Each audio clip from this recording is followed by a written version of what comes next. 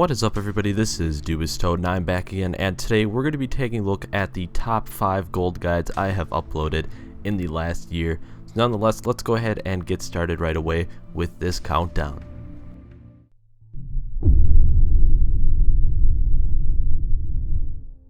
To start off our countdown at number 5, we are coming in with one of the first Potion of Luck farming locations I've ever posted on my channel. The location is the cave just north of 1 keg, and for this you're obviously going to want a Potion of Luck to be farming down these mobs. And as you can see, I'm walking over these little snow piles and mobs are popping up, and we simply just kill them off.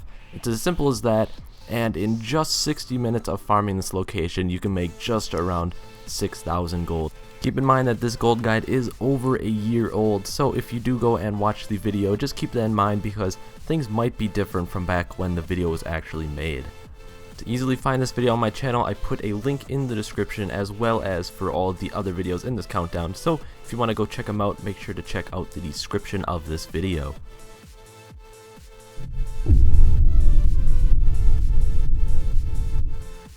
At number 4, we have my all-time favorite mining route found in the Vale of Eternal Blossoms. This is a very quick route, and you'll be coming back to the beginning of the route just about 5 minutes after you start it, which means that you'll be hitting all of the respawns on the nodes, so it is constant farming for you, as well as there's already tons of the nodes around the area, so you'll have very little difficulty finding some of these nodes.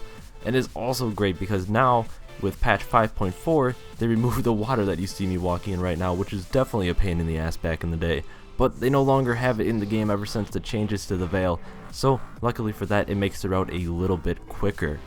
In the video we farmed for 30 minutes and we managed to get a total of 2,369 gold in just those 30 minutes, which makes it a great place just for farming some of the ghost iron ore.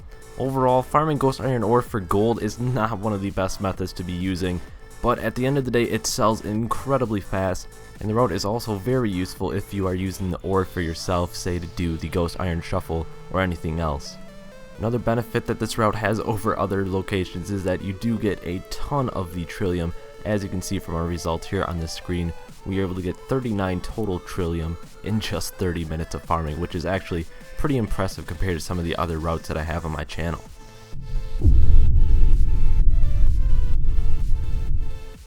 Coming in at number 3, we have one of the most popular gold making methods out there when it comes to playing the auction house. In this video I showed how to take common greens for Mr. Pandaria and simply flip them to be making tons of gold. It is incredibly easy if you know what you're looking for, and you end up getting tons of gold because just like in Cataclysm, this green gear is incredibly important to a lot of people. People constantly buy this type of gear because they do want to upgrade their character's gear so that they have an easier time going through the content, as well as to be able to get into other dungeons that they otherwise wouldn't be able to get into. While some pieces of gear do take longer to sell than others, they will eventually sell, and I can pretty much guarantee that. If they aren't selling, there's apparently something you're doing wrong. Try to figure out your prices, and it's extra easy if you do have the auctioneer add-on, so for this you're obviously going to need that. But also, after working through this enough, at the end of the day, losing out on 100 gold or so really won't be that big of a deal, so you won't have much to worry about.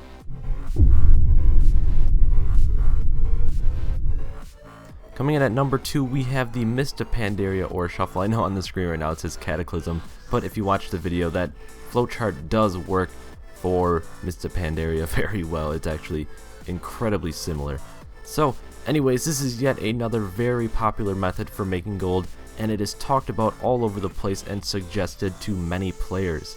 To be able to use this guide to its full potential, you're needing more than one character with the professions almost maxed out, and professions are jewel crafting, enchanting, and alchemy, and obviously you're going to need more than one character to be able to do that. You can be able to do this with just jewel crafting, but it does take away a lot of your possible profit, and it really isn't suggested at all. If you have to spend some gold to level up the other professions, I would definitely suggest doing so, as you will quickly earn that gold back because this is a highly effective type of gold making. Much like the last gold guide in our countdown, I'm not going to be able to tell you how much gold it's going to make you. It highly depends on how much you stick into it. If you stick in more, you're going to be getting back more. If you stick in less, you're going to be getting back less, obviously. Once you get to know this method, it is a really low risk and very high reward system, so definitely take the time to figure out how your auction house works, what all you should be doing in this method to maximize your profit. And just take some time and put it into it. You can't just be lazy about it. You have to really stick in some time and get to know it. I feel like I'm preaching about sports right now or something, but it really is true, and it is much like a sport actually. It was probably incredibly easy for a lot of you to guess what the number 1 was going to be on the countdown, because I'm constantly preaching about how good of a location this is, and it really is a great location. It's incredibly straightforward, very simple, quick thing you can do, and it is very good when it comes to gold per hour. I've had numerous people come to this location and tell me about their success, and I actually had a friend that constantly complains about how much gold he's making, and always bugging me, oh, give me gold, buy me a mount. You know who you are. Yeah, you know. But I told him to come try this location out, and he did, and he started making a lot of gold, which was very surprising to me. I thought this guy was totally incapable of making gold, but he surprised me, and with this location, he actually made a ton of gold, very close to what I put up in the video. So for once, instead of having that kid that comes on my videos saying, oh, this doesn't work for me because I'm on a server that only me and my dad play on, I actually had a ton of people telling me that this method really does work for them and how great it is.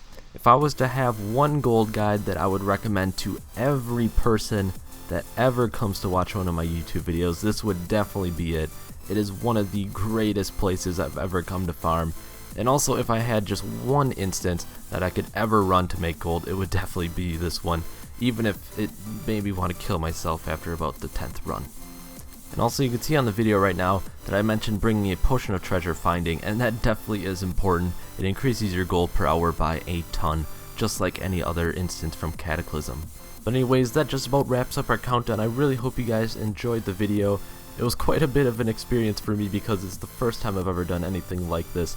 So I just hope that you guys enjoyed it, and if you didn't, make sure to let me know how I can improve for the next time I make anything like this. But anyways guys, I definitely wish you all the best of luck on your journey to be making some gold. And once again, never be afraid to explore some other things and try some different methods, some very unique methods. For example, I post stupid stuff like trying to sell 100% drop chance mounts in trade chat. They're stupid, but you'd be very surprised that they do actually work. You just have to be able to put the time in and advertise what you're trying to sell, just like anything in the real world. So, just stick to it, and eventually you guys will start making that goal that you're looking for. But anyways guys, I'm really looking forward to 2014. We ended 2013 on a very good note, so I'm just hoping that 2014 is even better. I have a lot of stuff planned, and I'm really looking forward to where this channel is going to be going. I'm doing a lot of stuff and trying out a lot of different things, and I also have a lot of different ideas in the work, as well as a new gold making series, which I think you guys will be very interested in. So anyways, make sure to subscribe to my channel so that you don't miss any of these ideas that I have in the works. And as always, this has been Dubisttot, and I will see you guys later.